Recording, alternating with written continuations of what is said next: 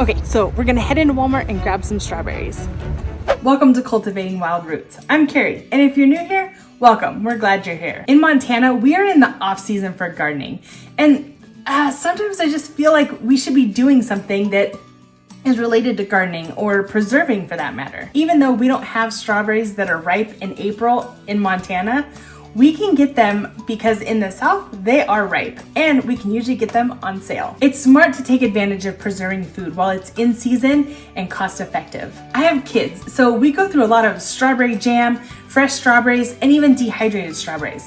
So I like that I can control the ingredients that I put in it. So remember those fruit rolls that we had as kids? Well, today I'm gonna take a bunch of strawberry puree and we're gonna make fruit leather, or what some call fruit rolls. Okay, so we'll go over our ingredients that we'll be using today for our puree. So we have 3.5 pounds of strawberries for each batch, and we're gonna do 2 batches. And then we're gonna use fruit concentrate, juice concentrate from the freezer section at the store.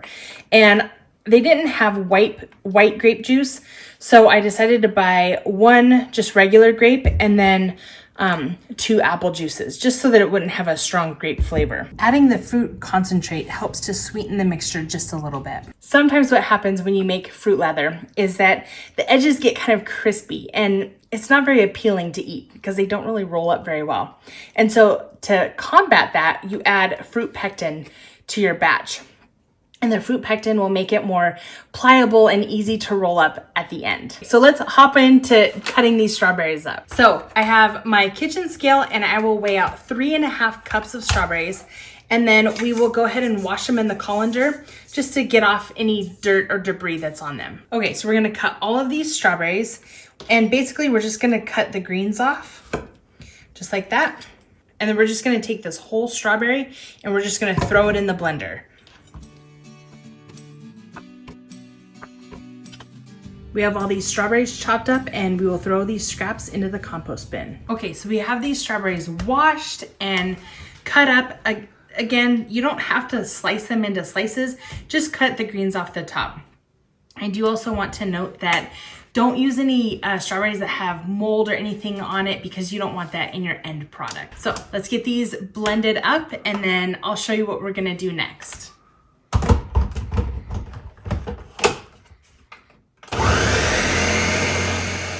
We blended the strawberries up pretty well, probably for like a minute or more, just to make sure that it's really nice and smooth.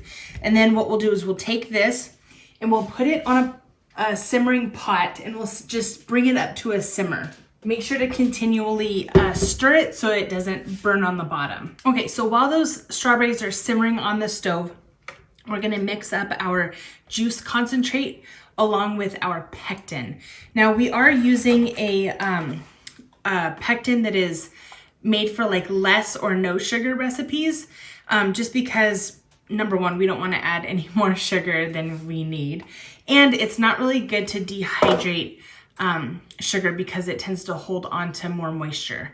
So we're gonna do 2 cups of juice concentrate. And again, I'm mixing grape juice and apple juice.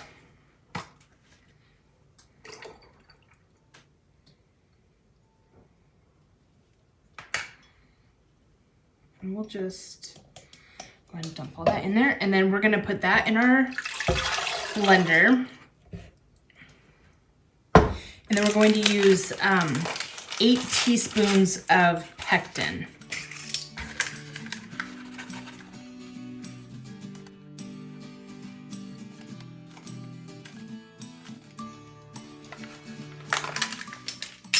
And then we'll go ahead and get that blended up really well. So we're gonna blend it for probably a minute or more, just because we wanna make sure that that pectin is completely incorporated through the liquid mixture. All right, so we have our juice concentrates blended up with our pectin. So we used about a half a cup or a half of this container of grape juice and a full thing of apple juice.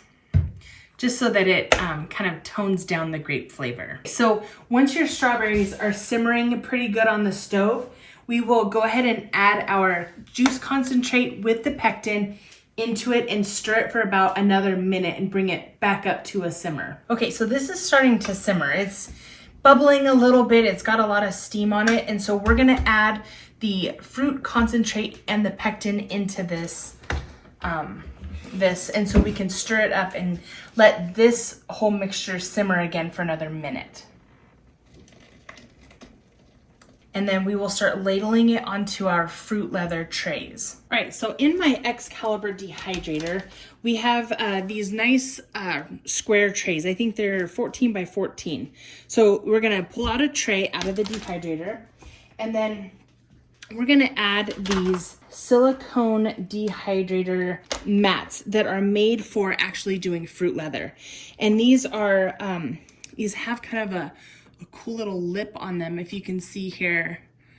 And this lip keeps your fruit puree on here, and it keeps it from seeping off the edges. So you get a nice, perfect square on there. I will link in the description where I got these from Raw Nori. And there's actually a coupon code that I will link in there also, and you guys can order some for your Excalibur. They also offer round silicone trays for if you guys have a round dehydrator. I know a lot of popular brands are more round and not so square. And so I'll drop a link for all of that stuff in the description. All right, so this mixture has finished simmering. And so now what we're gonna do is we're gonna take a ladle and we're gonna ladle it just right onto our trays.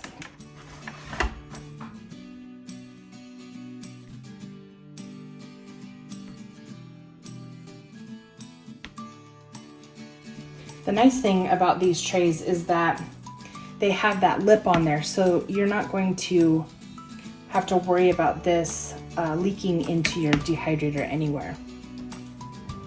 The time it takes to dehydrate all of this will depend on how thick you make these, and also the humidity in your house and things like that.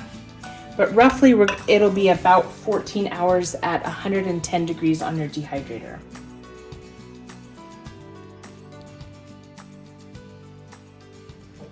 You want to just carefully slide this right into the dehydrator section.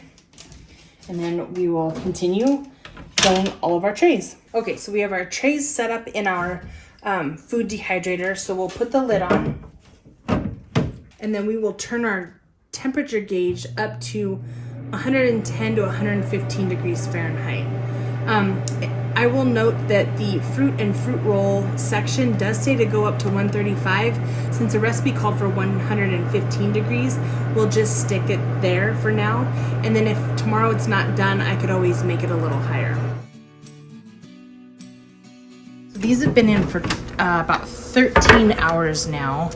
And we're going to check and see if they are done. You do want to let them kind of cool first, because when they're warm, they are very kind of pliable or sticky still. But this, I don't know, this might not be done. But we'll let it cool a minute and then see how it looks. Okay, so we can peel this up here. But as you can see in that center part, it is still kind of wet or sticky and moist right there. So we're going to lay it back down and let it go a little bit longer, probably another hour or so, and then we'll check it again. If you decide to make this recipe, I want to show you that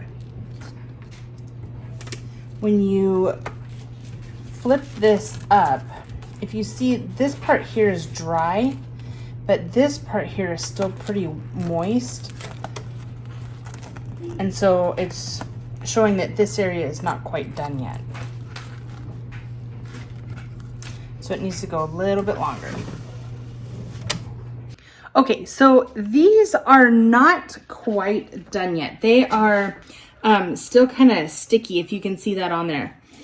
So what I'm gonna do is I'm actually, since it's most of the way done, I'm gonna just peel it up And then I'm gonna lay it on the tray that comes with the mat. Sorry, we're kind of doing this one-handed here today.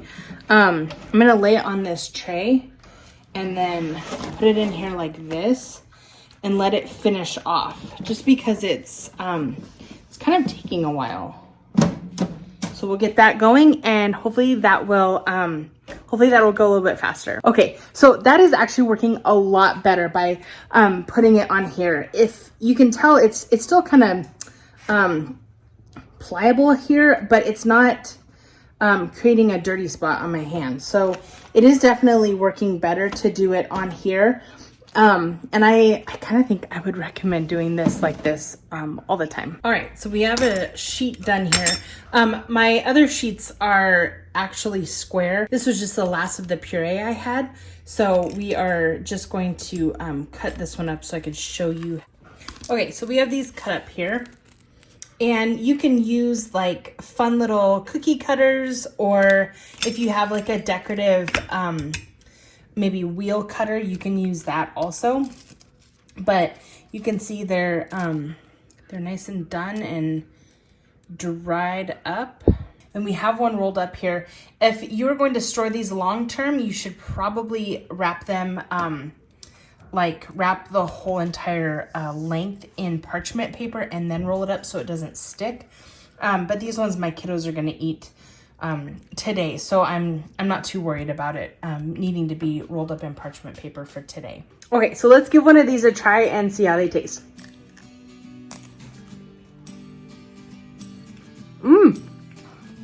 It tastes really good. Almost kind of tart, like candy in a way, but really flavorful. I actually really like these. They're really good. So I would totally recommend making these. They are super yummy, and with the concentrate in that mixture, I think it adds a lot of extra like zing to it, and it really kind of accentuates that strawberry flavor, and it's super yummy. I do really like these mats that I got from Raw Nori. I think that they were totally worth the investment, and I'm glad that I ended up getting them.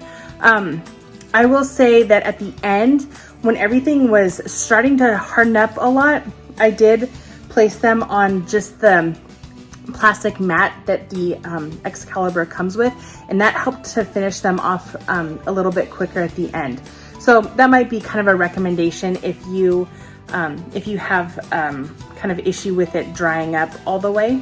Overall, I am really happy with the investment, and I'm glad that I bought them, and I hope you guys can order some for yourselves too. Thanks for visiting Cultivating Wild Roots today. I hope you enjoyed this little cook with me evening that we had, and I hope you guys are encouraged to preserve and save the food that you grow or that you find on sale. Remember to check the description box down below for the link for the Raw Nori mats and a coupon code in there. And also to check the link for the recipe. I'll link the blog that came from. If you missed my last video, we'll link it up here and you can check that out after this one.